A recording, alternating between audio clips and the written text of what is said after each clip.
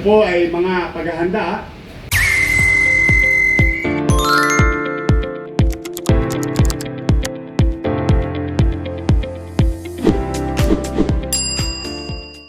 O mga gamit na in my own little way that I acquired going to school and places across the globe, begging whatever we can adopt in our community. This is where they started. With the right data, you can create right action plan. Hindi na to yung alam yung pupunta ka sa Pokyaps, upo ka doon sa isang lamesa, tawa ka ng bolang bilog. Bolang bilog, huwag tutulog-tulog, baka, baby, bobo. Baka nanonood kayo nung araw.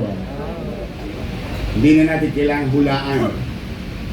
Our leaders in the respective agency will have enough tools na ibagay naman sa limited resources natin and efficiently confronting our recurring yearly problem. And it's all about saving a life.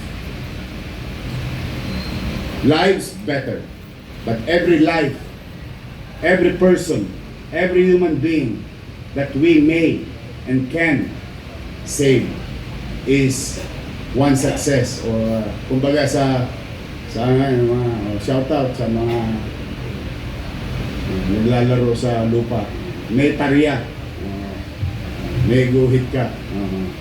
Tingin ko yun po ay isang katagumpayan ng sino mang pamahalaan. Now, pangalawa, as you all know, pare-pareho naman tayo halos lahat dito.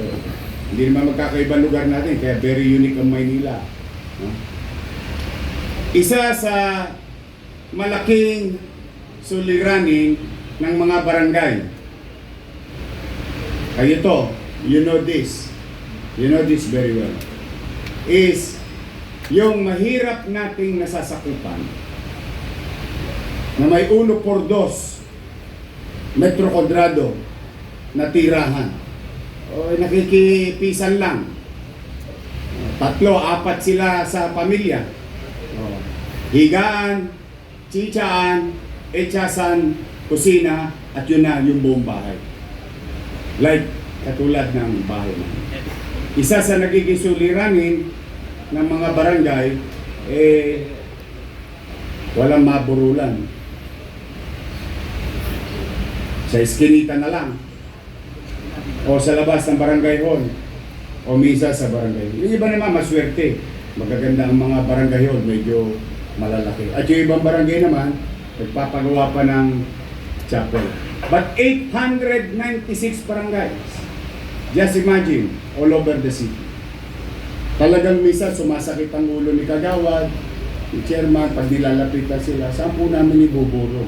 O kaya kumisa sa iskinita. Kaya, I think yung iba sa inyo na-experience niya. Patay na. Inililigtas pa. Pag may sunog, binubuhat yung patay, baka matusta eh. O yung experience ko sa Damka, mga taga Santa Mesa, pinasok ng tubig yung Damka, walang makapasok na pamahalaan. And I've showed them how to do it.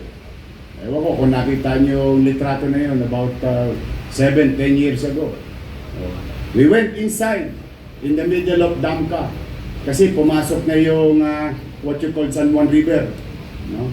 Pumasok na. Ano yung tabo eh. Parang planggana ho yung Damka eh. Pagpasok ng tubig nun, tatagal po. May buron. Buti naman yung kabaong lumulutang sa baha. But, you know, it may sound funny and come to think of it in hindsight, Ang hirap talaga maging mahirap. Sa totoo lang. Eh yun naman inire-request ng mga taong bayan. Oh. To address such possible incident. Now, the poor people, ang mga mahihirap nating mga taga-lungsod ay magkakaroon na ng fully air-conditioned public burulan sa tabi ng sementeryo. Sa lahat ng pamilya, sa future, magdala kayo ng jacket.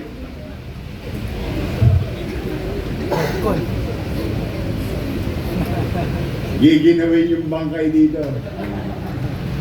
Opo, we opted to, inisip namin na tugunan yung kahilingan ng mga may hirap nating kababayan at yung inire-request ng mga barangay official na kumare magkaroon na ng sentro na burulan. Walang toskas. Dadalhin nyo lang yung bangkay nyo sa kasarili nyo. O pagkayari, mamimili na kayo. Dalawa titira sa inyo. Apoy o uod. Dalawa lang. Isang tempot mo lang. Lilibing mo na todits. O gusto mo naman, iuwi yung isang kultura na maiuwi mo yung ash or abo. Isang tempot lang. Isang apat lang nasa libingan. So there will be a public chapel dedicated to, particular to the poor people or families in Manila. Dahil kahit mahirap ka, patay ka na, we, the government, must give back dignity. Kailangan maibalik natin ang dignidad sa labi ng mga kapwa natin Manileño. Mano pa yung mga bangkay na nakikita natin na tumimbang na lang sa kalsada, hindi dahil sila'y pinatay, kundi sila yung mga pakalat-kalat na isang araw, bumigay na lang ang kanilang katawan. To always give dignity to human being. Oh. Pangatlo,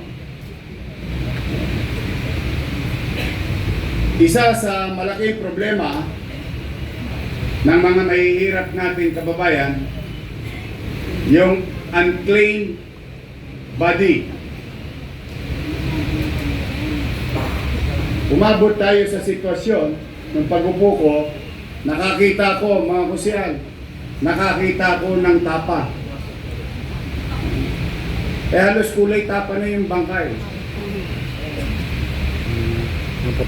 Just imagine that it's you. Nobody claimed. And you're just being stored na nakasako, nakatela. I mean, one, yung sanidad for the living person, but the dignity sa buhay ng tao o sa labi, kahit bangkayan, may dangal yan. And for the first time, this facility also will build a coroner's office where yung mga labi na matagal at tatenga ay maaalagaan ng inyong pamahalang lungsod sa isang maayos, tama na pasilidad. So, mga kababayan, patuloy kong dinidinig sa mga manunod ang inyong mga kahilingan na sana ay merong ganito, sana ay merong ganyan. Huwag kayong mag-alala. Lahat ng sana ninyo, tutuparin ko, ay sala lang ang problema. Chapi na lang ang problema. Pero, we will do our best in our own little way. In the speed of light, always mabilis ang kilos. Mabilis ang pagpaplano, technical, mabilis implement, mabilis maganap ng kakayanan. So that's why I invited you today to go and send the message for your fellow chairman all over the city that soon, in a year time, meron ng pasilidad sa hihingi sa inyo na tulong. At yung mga halos linggo-linggo o buwan-buwan yung suliranin bilang barangay official is now being addressed by your city government. And the request of our people na magkaroon ng dissenting burulan. Ano ito? Sino nakapunta sa PAS? PAS, funeral home. Nakapunta na kayo? O, yung mga, ano yung burol, yung online,